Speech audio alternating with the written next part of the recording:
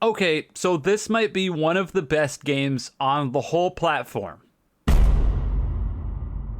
What the f?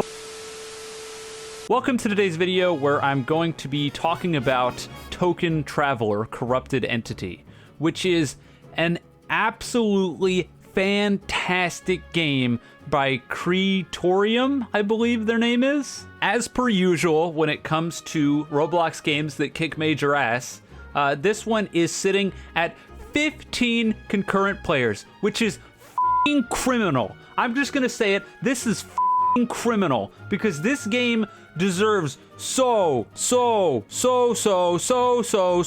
much more than getting shafted like this. God, it pisses me off. Anyways, the request for this game came from Mr. Bow Arrow on my Discord DMs. They sent me several messages asking me to play the game. And the one that I decided to finally do it on is when they sent me Morse code asking me to play the game.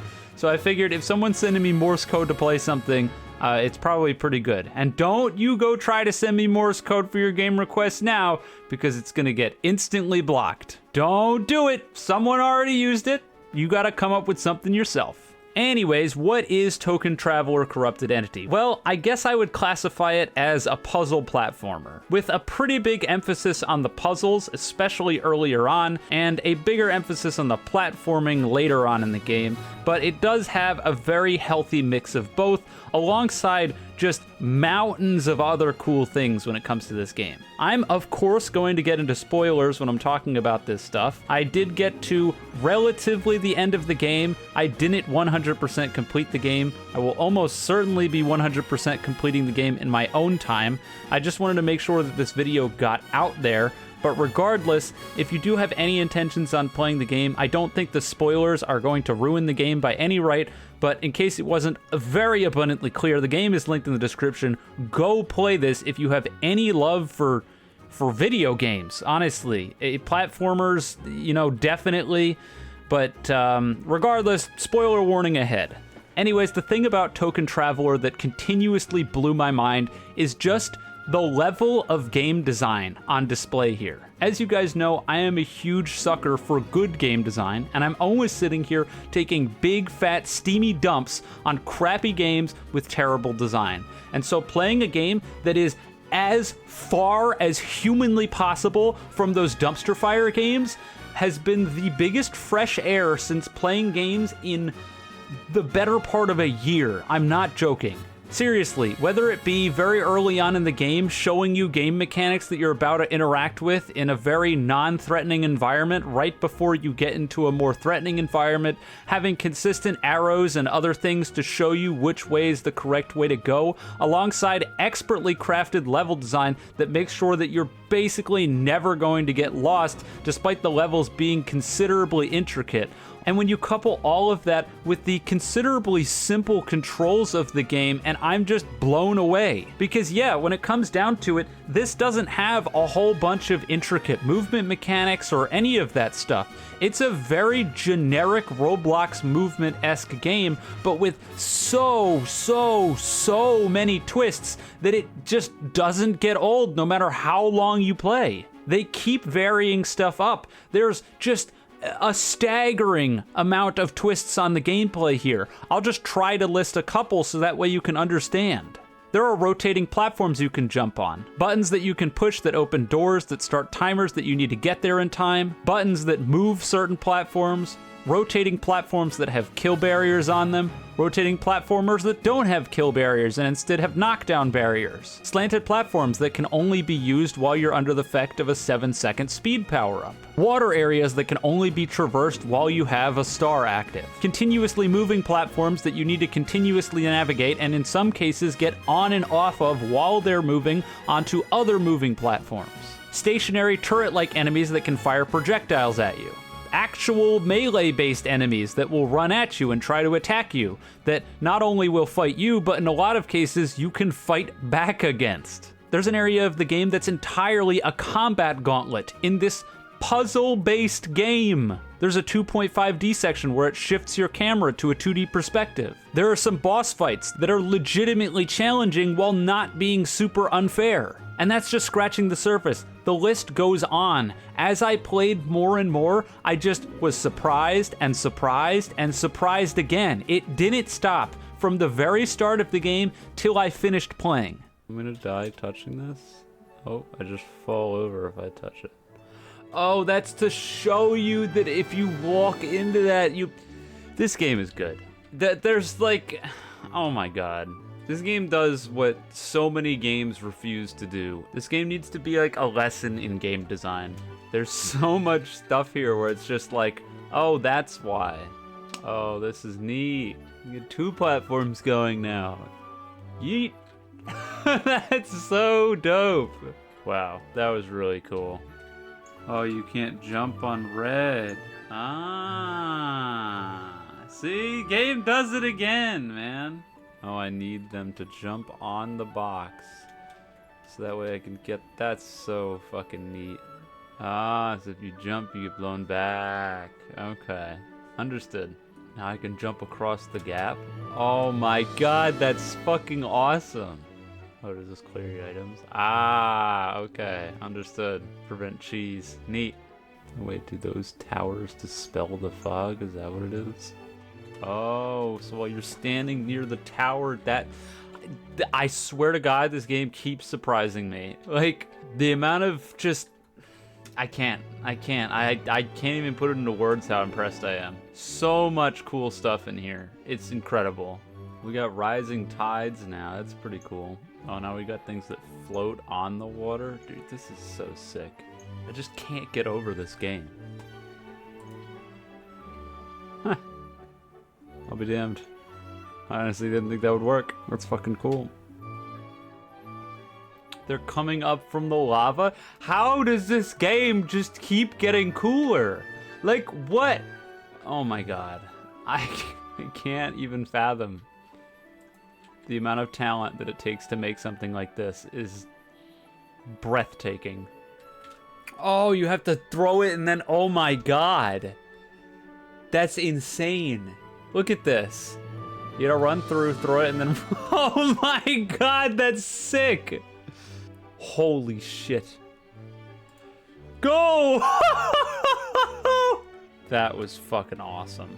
Holy shit. The boat was still going! I didn't realize the boat was still going! Oh. Man, we're almost combining mechanics out here. It doesn't stop. Now it's a 2D game? I can't even fathom. How do they keep doing it? How do they keep surprising me? It's insane. It just straight up turned into a 2.5D platformer, just like that. This game has baffled me to every possible degree. And speaking of finishing playing, for the sake of this video, I played Token Travel: Corrupted Entity for 5 hours. And for all intents and purposes, did the bare minimum to complete the game. Usually I get on here and I'm talking about good games and I'm like, yeah, it'll take you an hour or two to complete maybe. I played for 5 hours and I didn't even 100% the thing. A Roblox game that is, without a shadow of a doubt, the length of a real AAA video game that you can go out and buy, and it's free. It is free to play. It doesn't shove microtransactions in your face. It doesn't do any of that. It is a fully free game that is significantly, I can only assume, over 5 hours long with intricate level design and just legitimately long levels. I was shocked. This thing has to have taken like an eternity to develop. I can't even begin to think about how much effort and work had to go in here in order to make it happen. And it was just very obviously made by people who use their brain while they're making the game. They continuously ask, well, what if this potentially happened? And if the answer's, okay, something might go wrong, there's a contingency. So a fantastic example was towards the end of the game, I was fighting a boss and I defeated the boss. And I stood around for a little bit and I was like, what the hell happened? The little thing at the end of the round is not spawning. And then as I was waiting around, 2 appeared at once. One of them was the one that was supposed to appear, and then another one was a failsafe that read, "This will spawn in case the other one doesn't." No fucking shot did that just happen. No way!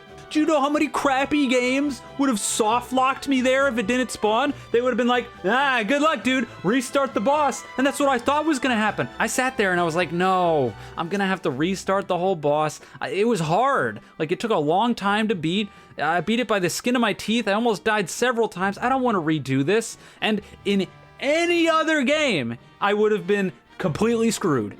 But not this one. In case the mark doesn't appear. They knew. See, they strike again. The game developers strike again. How do they do it? How can you be so good at your job? Like, genuinely, how can you kick so much ass?